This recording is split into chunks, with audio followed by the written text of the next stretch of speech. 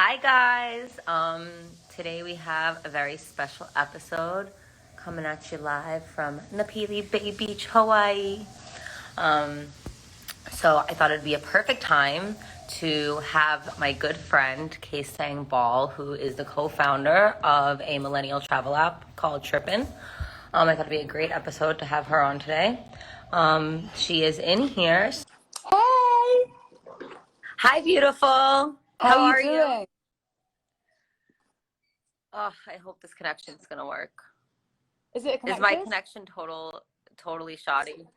No, What? you're not. You're good. You're good. You're good. Oh, I'm good. Okay, good.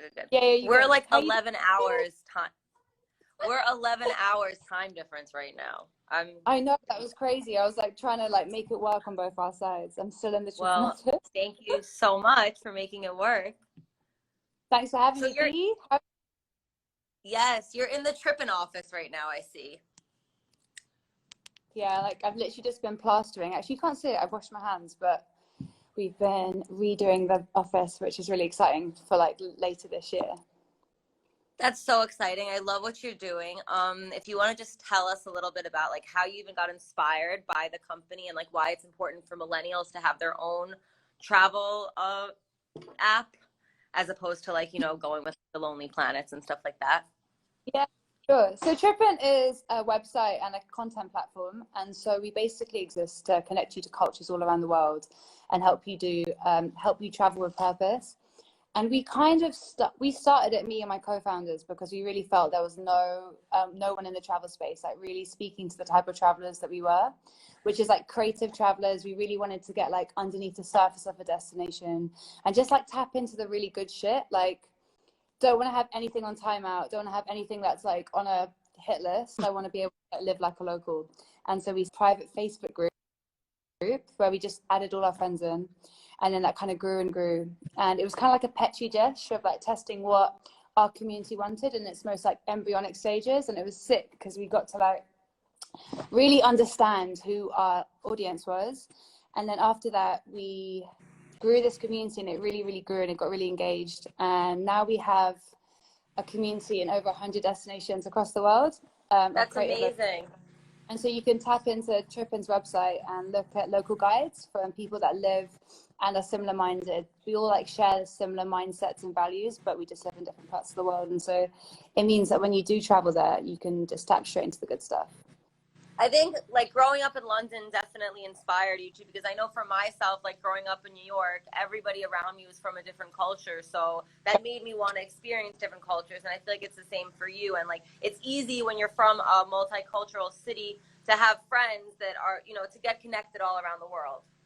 Definitely. Like I grew up in Oxford, but it's like almost like a mini London. And then moving to London, it was like the bigger version of it. And yeah, you're so right. It's like each city, like New York especially, it's got a quicker beat to the drum, I'd say, than London. But they're similar in their like ethic and like just the hustle, and also the amount of people that you meet, like from so many different backgrounds. And I think that's kind of I feel like the melting pot of London made me fall in love with travel as well.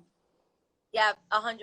I feel that like, yeah, growing up around so many different people, so many different foods, it's like all you want to do is experience it and experience it from like, not going to Times Square, for example, if you're in New York, like really like getting to the meat of a city, of a place, of its people. So I think what you're doing is amazing. And yeah, so I think it's really important because I think it's really cool that you're tapping into like creative artists too, of each city. So how do you think like arts and culture of cities, or not even cities, just places, like affect their daily routine and things like that? I feel like each city has its own unique cultural like landscape and identity, and I think that each city has like creatives at the forefront of that are progressing forward and pushing forward that culture, depending on like what they're battling against or what I guess they feel needs to be seen and spoken about. And that's what I think is really beautiful. When you travel the world, you see that we all think and care about the same things, but the ways in which we like create with them, and the ways that we're inspired by them, and the ways in which we'll like look at a problem or storytell around it, will be influenced by the environment that we're from. And so there's this really beautiful connection between people and place that creates this identity, and it comes from like the landscape, but also just the way of thinking, the attitude to life. And I think that's really beautiful, because you can go to somewhere around the world and just the pace is just way more relaxed. I mean, even LA, which is like a city in itself, right? It's like completely different lifestyle and like pace of life to like New York or London. But then when you go to like somewhere like Ziwa, which is on the west coast of Mexico, it has a different beat to its drum, and I think that's the beauty of it. You kind of like adapt to it and you assimilate to it. And I think that's the kind of purposeful travel that we're really trying to encourage at Trippin, which means that you connect authentically to that culture, you spend time with the community, you understand their ways of living. And I feel like that way travel is great because it allows you to understand other people's realities, and in turn it gives you a bit of a perspective on who the fuck you are too, right? And I think that's like the growth. And that's why we call Trippin Trippin. It's like that transformative experience that takes you outside of yourself. You come home and you've transformed inside, as well as like traveled around the world. And I think that that's just the kind of travel that we all strive for. Yeah, I love that. Every time I go somewhere, like I'm You in do Hawaii that right too, now. I love that. What'd you say? You do that travel all the time. You're always hopping everywhere. Like you're Oh, where are yeah. you right now? Never trying to like be on the beaten path at all, and I'm always trying to meet locals and eat the local food. Like I'll make sure every time I'm in a place that it's like, you know, I'm not going and eating chain restaurants or anything American at all, you know what I mean? Because that's like globalization is there's such pros and cons to globalization. Like globalization is like, you know, how we're connected, how we're able to even have this conversation right now, but there's that other aspect of globalization that's like, why is there a KFC in Thailand? I don't know. You know. And so I think, how do you end up connecting to like locals when you're traveling? Like what's like your go-to way of doing that? I think just really talking to people. Like, let's say for example, like right now I'm in Hawaii, right? And so I don't have any connections in Hawaii, so it's just like talking to people on the street. Like we're going free diving with a local today, because he was just our waiter at the restaurant, and we were telling him how we killed an octopus and ate it yesterday. What? Which is like a crazy experience for me, because I had never done that before, ever. And yeah, so it's just like, you know, making sure that you actually take the time to talk to people on the street, you know, or like talk to people that are making your meals, or, you know, just not being afraid to actually have real connections and real conversations with the locals, because like they want to talk to you, you know what I mean? Like, and in a lot of these places, like tourism drives their economy too. So it's not like they don't want the tourists there. They just want the tourists to be aware of what they're stepping into, right? Yeah. And like contribute to society, right? 100%. Always got to support the local economy wherever you can, first and foremost, to make sure your money gets like actually stays in the place you're going to. But like for me, like my first conversations when I hit down to a new destination, I always catch a cab. I always chat to my cab driver. I always tell him, tell me one place that I need to go and tell me a name that I need to ask for. And then that already into like this, you're already accepted into some kind of community. And I always find it's easier to like move around that way. I want to live like the taxi driver, not like, I don't know what some luxury blogs that I need to be doing. I love that. Yeah, no, that's exactly like the first conversation you have with a local will just like propel you completely in a direction. And so all the way. And then, okay, so then in terms of like, you taught me a lot about conscious travel, in the sense of like, I didn't even really think about like the impact we have when we're going on planes, right? But like to me, it's like this double-edged sword, because it's like we need to travel to experience, right, and to help and to learn. But then it's also like, oh, we're killing the planet slowly, right? So how do you combat that? Is it better to travel by plane still than it is by car? Like, is there a difference, or? So like it's weird because travel is like one of the oldest industries in the world, and it's like one of the sickest. I love traveling, but it has like the worst technology, which really impacts our climate crisis. So if you look at aviation, for example, that contributes about 8% to the world's CO2 emissions. Catching one flight from New York to London is about, I would say, a third of a Dutch household's yearly energy consumption. That's fucking crazy, right? And that's just one flight. But actually traveling quite a lot, especially for work and stuff. And so like catching a flight is actually the single biggest thing you can do to actually make the climate crisis worse if you're traveling. So if you do catch a flight, because I don't think you shouldn't not travel, right? The world's there to be explored and for you to like experience it. But you need to be more conscious about the behavior you do around that trip. So like, instead of doing weekend breaks, you should be looking at, hey, can I book off 2 weeks somewhere, and actually like really do a slower type of travel where it means I can engage more in the place and spend more time. And then you're lowering down your air miles. And I think it's interesting as well, right? Because sustainability is a conversation we're having a lot of the time, but no one looks at it through an intersectional lens. And that's what we've been doing in a research report we put out with UCL, University in London, which looked at like, what were the barriers that were stopping young people from traveling more sustainably? And if you really look at it, like, especially with POC travelers and people that have like lower socioeconomic backgrounds, your carbon footprint is actually significantly less than like a middle class white woman who is like catching that flight all the time, and so then has to like offset the amount of her imprint. And so actually, like, for example, like you brought up trains and like public transport against to like planes, for example, like obviously catching a train is better for the world and for climate crisis. But if you're on a low income salary and you only have a certain amount of annual leave every year to like catch, to get a holiday, and holidays are important for your mental health, then you need to like balance and make those decisions. You can't just sacrifice a train if it's going to take you 2 days to get there, or a whole day, and you end up losing like three-thirds of your trip. And so you've got to just be mindful about it and understand that each person's identity is completely different and it's intersectional, and there's no one rule of how to travel sustainably, but it's a mindset, and you just need to be conscious about your behavior and your actions. Exactly. Like, it's so crazy, like being in Hawaii, and like Hawaii is very strange. Have you ever been here? No, I've never been. I'm dying to go. Like all my friends in America, like all going to Hawaii, and it looks so sick right now. It's gorgeous, but the colonization that you just like feel everywhere is so crazy. Like you feel it, you know? And a little bit more about the Hawaiian history, because I'm not educated in that area that well. So basically, Hawaii became a state in 1959. I think that before that, in the 1800s, it was kind of like Puerto Rico. Like it was like a Commonwealth of the United States. The flag of Hawaii is literally a Union Jack where the stars of the American flag would be, and red, white, blue stripes. Like it's so strange. And basically, like, you know, they just stripped it's the same thing that they did in the continental United States, where they just like, you know, enslaved the Hawaiians. Like they didn't allow them to practice their culture. They like put Christianity on them, right? And you know, even though it was so like 1959 is like our parents were alive in that time, you know, like it's so new, it's so fresh that Hawaii became a state. And like, you know, traveling to the places that are like more local, and supporting the local businesses, which is what I try to do all the time when I'm traveling. I don't really want to like, you know, support the Americans, the expats that are coming and opening up mom and pop shops. I'd rather go to the Hawaiians, right? Hell no.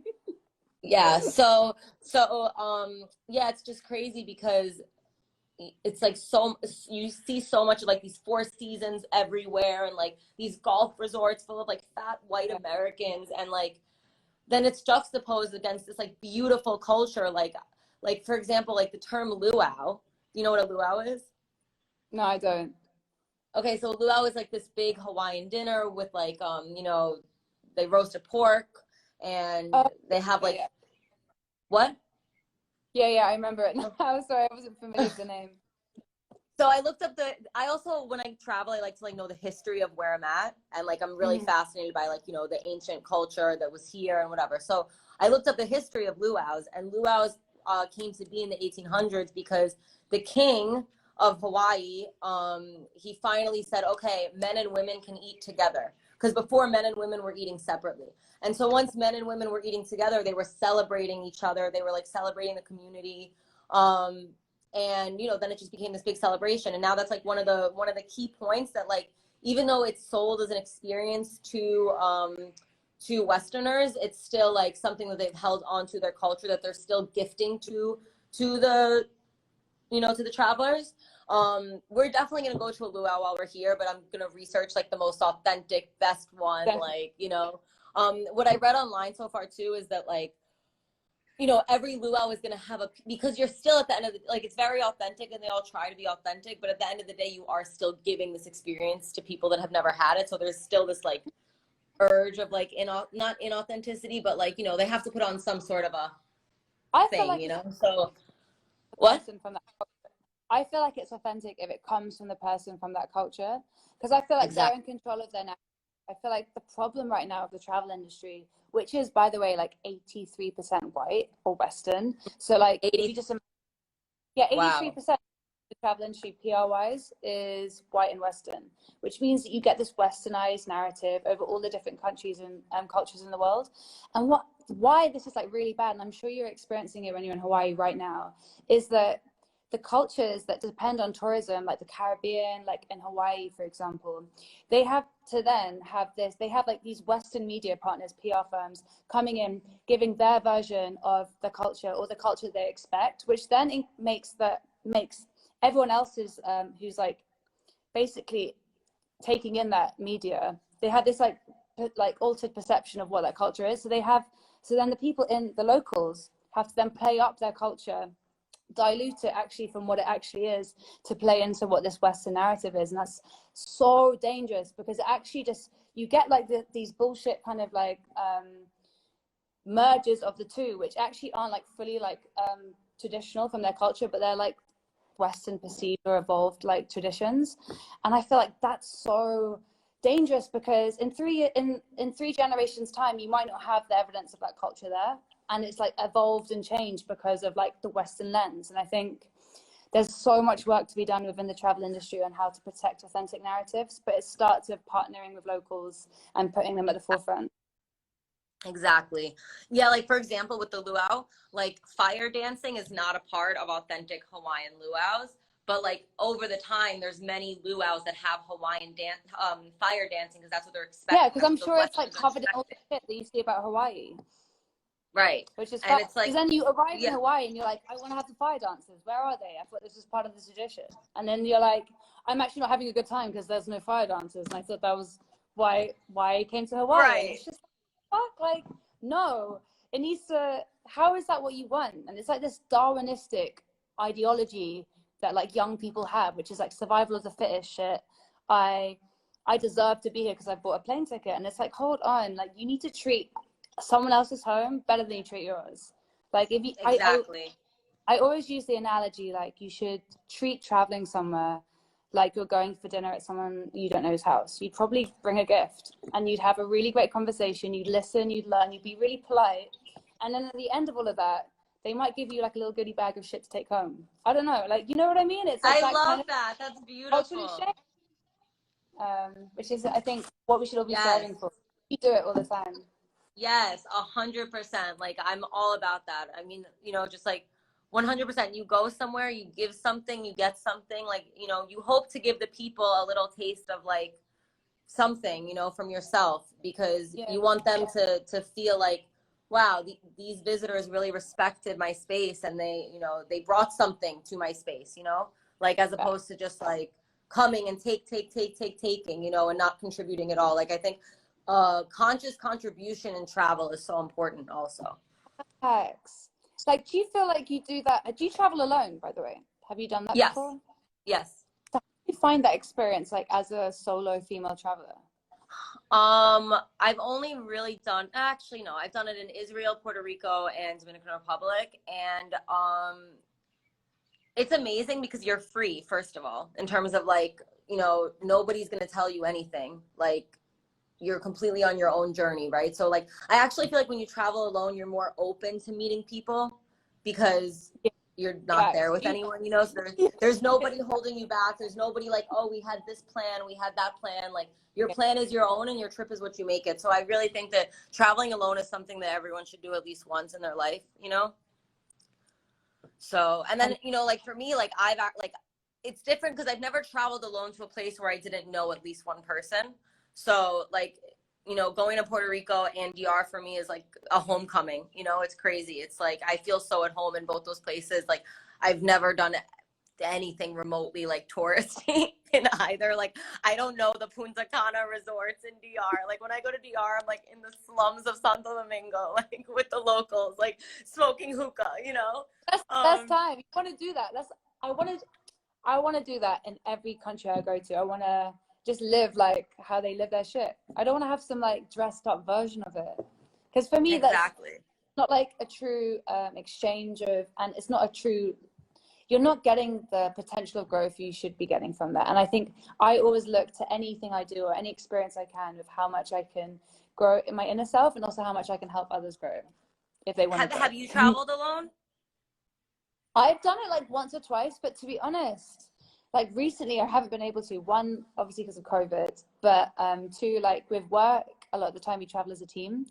But I've been really meaning to book in a solo trip. I think maybe in 2022, I would like to go to Asia on my own and go to Busan and just travel on my ones there. Just because That's it's like amazing. a really been before, so I feel like safe, but also like I think I've evolved so much spiritually in my head that I think if I went there another time, I'd have a completely different learning and experience. Right. I feel that. What's like the best travel experience you've had with another culture? Or like a memorable one? I think Jamaica, and it's because I'm living in London. We're so entwined with Jamaican, especially, well, Caribbean culture overall, but specifically Jamaican, just because of our ties to the Commonwealth there and Windrush. And so it's like intertwined in like the music we listen to at school growing up, still to this day, like the food that we eat. There's a Caribbean shop on all corners. But when I went to Jamaica, I felt like I was tapping into the root source of all of that shit. So I was like, I kind of already knew a little bit about the culture. It was like something I was familiar with. But when I actually went to like the motherland of it all, like I really felt like I was experiencing like something really special. And the only thing I can really equate it to, and it's not similar, is like when you go back to your ancestral land. It's so different because obviously I'm not Jamaican, but there is this like way of acceptance. I think when with cultures, especially in the big cities that we grow up in, having so many friends that are Jamaican or Caribbean, it's a culture that we're so familiar with, and I respect so much. And so it was a really beautiful feeling actually going back to the authentic like source of all of that, and to learn a little bit more about the traditions they've got there instead of the traditions that the diaspora and the communities in London, for example, take.